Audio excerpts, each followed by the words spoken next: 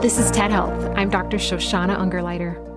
For decades, women and girls have been fighting for equal participation and recognition in sports. We've seen small wins recently, but there's still a long way to go. So what's holding us back? In her TEDx Boston talk, sports medicine physician, endocrinologist, and researcher Kate Ackerman believes she has the answer. Drawing from her personal experience, she lays out the obstacles and emphasizes the urgent need for change.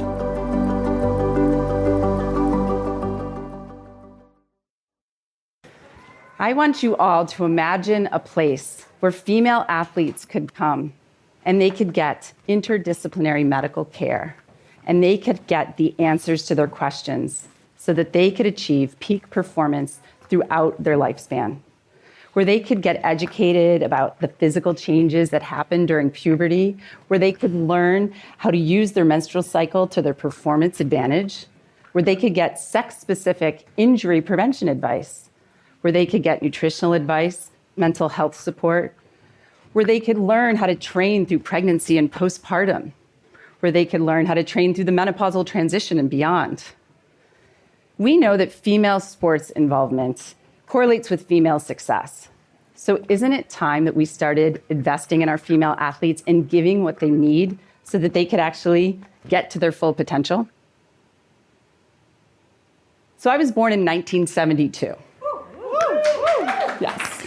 That was a banner year, as we know, because that was the year of Title IX. And Title IX was this unbelievable legislation that required that basically there were equal sporting opportunities for girls and women in federally funded programs. So it's not really surprising that I would grow up to be an elite athlete, a sports medicine doctor, and a fierce advocate for women, right? Actually, I wasn't that sporty when I was a kid. I was much more into music and theater, big hair, big makeup, jazz hands. In fact, I didn't even pass the president's physical fitness test in 6th grade. I was too slow at the 50-yard dash. Poor Mrs. Leonard, she really tried with me. So no one was more surprised than I was when I got to college and I discovered rowing. They just let me walk on.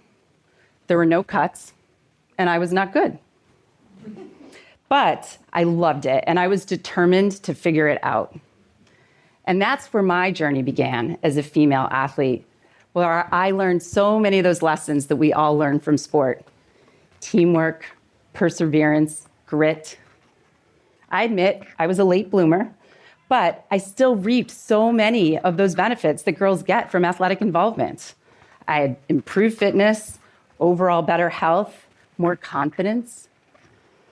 We know that studies show that sports participation in girls in high school and women in college correlates with better GPAs and higher graduation rates.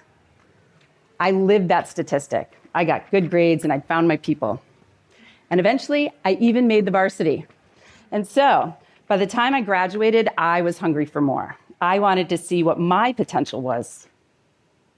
So I kept rowing, lots of studying, and I even made the US national team. I did that while I was at Johns Hopkins Medical School. I don't really recommend that combination. But my 6th grade gym teacher was really proud. And I kept training. I did want to go to the Olympics, but I wasn't fast enough. There were only 2 spots for lightweight women in the lightweight double. And so I had to head home in 2000. I went back to medical school, and I watched my friends row in Sydney from patient rooms in the hospital on the TV. But I really needed to shift my focus. I still loved sports, and I had to figure out how I was going to combine my medical career with women's sports. And I had learned a lot from my time at the Olympic Training Center. We really don't know if I ever reached my potential as an athlete, but that experience was so good for me. I experienced a lot. I witnessed a lot. We had a male coach who used to make us do a lot of the same workouts as the men. It didn't matter whether we were lightweights or we were open weights, whether we were in a single or an 8. We did do lactate testing, but we didn't get our blood checked for iron deficiency or other nutritional deficiencies. We had body composition testing, but that was more for our coach to post and show us where we each could lose more fat. A lot of the lightweights lost their menstrual cycle. We just thought that meant we were training hard and we were working really hard and we were nice and lean. A lot of us developed poor body image. And at that time, most of us didn't know what the female athlete triad was. This combination of low energy availability, where you don't eat enough calories for how much you're expending, menstrual dysfunction, and poor bone health and stress fractures. We had a doctor that would come in. It was usually a different doctor every couple weeks. Nobody asked us about our periods, and we definitely didn't talk about it. Even the open weight women had issues where they would get urinary incontinence if they tried to do the track workouts. So they were always trying to dodge the track workouts. They'd come up with excuses so they could skip those practices. And we didn't even know what normal medical care should be. In rowing, a lot of us experienced rib stress injuries. So those happen from overtraining, underfueling, or a combination. And so we didn't know if it was appropriate or not when we went to see the doctor about a rib stress injury that was off to the side, and he was doing a breast exam on all of us. He didn't explain what he was doing. We just didn't really feel comfortable with that. He obviously wasn't familiar with rowers. So I loved training with the other women, but I didn't really like the environment, and I thought that female athletes deserved more. So when I headed back to med school, I decided to contact the U.S. Olympic Committee, what's now known as the U.S. Olympic and Paralympic Committee. And I thought, wow, it would be so great to talk to the women who've been through all of this. Do they have a database of the former female athletes that have been involved in Olympic sports? They said, of course we do. We have contact information for over 700 people, 700 women. I thought, awesome. I would really like to survey them. I'd like to ask them about their menstrual histories, about their fertility, about the different injuries they might have had. How did they transition out of sport? What kind of exercise were they doing now? What were their long-term health issues? And you know what the USOC said to me? Hell no. Why? This is a really good group of people. What a great group to learn from. Because we don't want to know. It'll look bad for women. And what are we going to do about it? So I did what most women do. I felt bad and thought it was my fault. Well, shoot, I didn't become an Olympian, so that's why they don't want to share it with me. Or I'm not done with med school yet. That must be why they're not sharing this information. So then I did the other thing that women often do. I decided to put my head down and just get overeducated and overcompensate. So I finished med school. I went off and studied biostatistics and epidemiology at the Harvard School of Public Health. I went to Penn and did my internal medicine residency. And then I went back to Harvard and did a sports fellowship and an endocrine fellowship. At this point, my family, my friends, my colleagues thought I was nuts. They were like, will you just get on with it? Like, why are you doing all this schooling? What are you afraid of? And if you're really interested in sports medicine, why don't you become an orthopedic surgeon? Usually sports is just run by orthopedic surgeons. Well, I liked the OR, and I liked watching surgeons put bones back together and repair and reconstruct joints, but I wanted to do something different with my career. I was more interested in physiology. I really thought that sports medicine should be interdisciplinary, and I cared about endocrine, hormones, and cardiovascular systems. I cared about mental health and nutrition.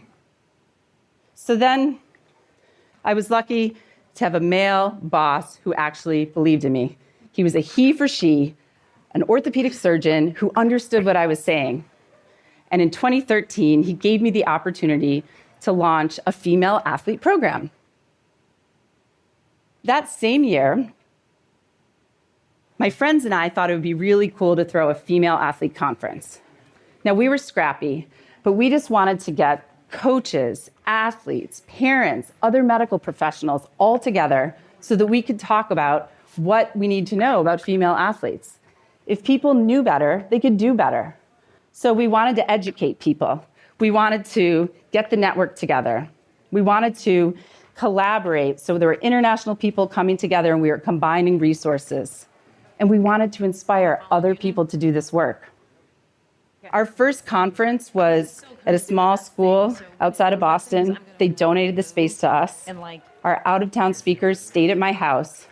But over time, we've grown. It's now an international biennial female athlete conference. The last one had people from over 32 countries, and it's something we really look forward to every year. We've made huge connections, and we're doing more research together because of these connections. But there's so much more to do. We know that female athletes lag behind in terms of their participation in sport compared to boys. And this dropout rate really widens as girls go through adolescence. So we need to be doing more because we know that sports actually doesn't only help with physical health and mental health, but it also helps propel girls into successful careers. 80% of female Fortune 500 executives were athletes. 94% of the women in C-suites did sports.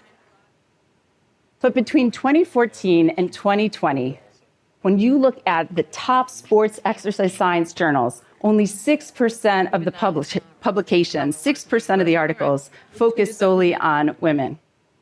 We've got to do better. We can't just apply studies and data from male rats and male humans to girls and women. We're different. So we kept plugging away, and then 2020 hit. And the world as we know it came to a screeching halt. We were taking care of our family, our friends, our patients. We lost loved ones. We became depressed and stressed, and our athletes did too. School was canceled, sports were canceled, the Olympics were postponed, and yet our female athlete clinic exploded because our girls were handling the stress by over-exercising, under-fueling, worrying about their body image. They were getting injuries, and they were getting severe eating disorders. But two great things happened. One, in a full circle moment, the new and improved U.S. Olympic and Paralympic Committee contacted me and asked me if I would co-chair a newly formed Women's Health Task Force. What? Of course. They wanted me to determine the research needs and develop treatment protocols for their athletes. This was a new era. Not only was I getting access to the database, but they wanted transparency and they wanted to work together to help solve the issues. And the other cool thing that happened was that I was contacted by the advisor to a philanthropist. Now, this is new territory for me. I don't usually get these kind of cold calls. But they wanted me to work with 5 other individuals, leaders from other institutions, to help design and launch the WUSI Human Performance Alliance. They wanted us to work together to discover principles of peak performance, translate those to youth athlete development, athletic excellence, resiliency, and healthy, long lifespans. And they wanted me to lead the female athlete component of that. Okay, so that should be the end of my TED Talk. Woo! And the rest of the world was great. But all this propelled us. This got us to keep moving. We were already doing all this international work, and this gave us more energy and sped up the whole process. We were already working on sex and menstrual cycle effects on performance. There's so much more we need to learn there. We were working on relative energy deficiency in sport. We continue our work with learning about pregnancy and postpartum, psychological resilience, injury prevention and recovery, the intersections of race, gender, sexual orientation, class, and ability, as well as the effects of menopause. I just told you I'm pushing 50. My teammates and I, we want to know what's coming. But this is where you all come in. Our sports systems, our medical systems, our cultures are not built for girls and women. We don't have a one-stop shop, a physical facility to get all this work done. And people are looking to us, the Female Athlete Program, to build this center. We really are the ones who are supposed to be taking this deep dive, but we need to be working together, and we need to have it all under one roof. Like the vision we talked about, having the athletes come to us and have all this stuff available in one place, and have sports scientists working together with them. We want to do this so that we can be a model. We're further along than anywhere else in the world, but they're looking to us so that we can be the model to help them build it elsewhere, and we can collaborate and help let it grow. We've been trying to launch this vision, but we cannot just rely on Clara Wu and Joseph Tsai's generosity. We need to demand more from others. And so we need you to demand more from others. We need people to really invest. I'm talking about the sports companies, the medical institutions, and other foundations. We don't just want lip service. There are athletes who are afraid to tell their sponsors that they want to get pregnant because they're afraid they'll get dropped. There are athletes who don't want to speak up when they're injured because they're afraid they'll lose their sponsorship. It's not good enough to just hang a shingle, make a pretty sports bra, or make a new sneaker. We need more than that. We need true investment. We need investment in our girls to let them know that they matter, particularly in this political climate. They need to hear it loud and clear. Now, I love the men in my family. I have a father, I have a brother, I have a husband and a son, but this world was built for them. I owe it to my grandmothers and my mother and my teammates and my daughters and those women 50 years ago who fought so hard for Title IX to keep fighting and keep the mission going. So my challenge to you is that I hope that you'll join me and challenge the way things are to encourage the investment of women. And please do not be afraid of seeing girls realize their full potential. Thank you.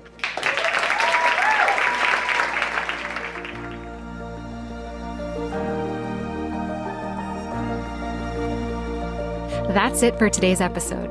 Thank you so much for listening.